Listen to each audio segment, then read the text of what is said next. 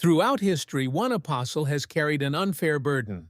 Thomas, forever branded as Doubting Thomas, has become synonymous with skepticism and weak faith. Yet perhaps we have misunderstood his story entirely. What if Thomas's doubt was not a weakness, but rather a profound demonstration of intellectual courage that speaks directly to our modern world? When Jesus appeared to the disciples after his resurrection, Thomas was absent. Upon hearing their extraordinary claims, he responded with what many would consider reasonable skepticism.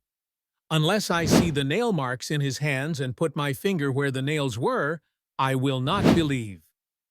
This response has echoed through 2 millennia as the epitome of faithless doubt. However, examining Thomas's reaction through a different lens reveals something remarkable. In an age where superstition ruled and critical thinking was rare, Thomas demanded evidence. He refused to accept secondhand testimony about the most extraordinary claim imaginable. Rather than blindly following the crowd, he insisted on personal verification. When Jesus later appeared to Thomas directly, offering the very evidence he sought, Thomas's response was immediate and profound. "My Lord and my God." His doubt had led not to disbelief, but to the deepest possible faith, grounded in personal experience rather than mere hearsay. Thomas's approach mirrors the scientific method that would emerge centuries later.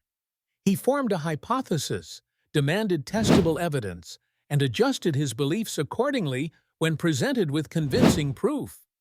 His questioning did not diminish truth, it strengthened his ultimate conviction.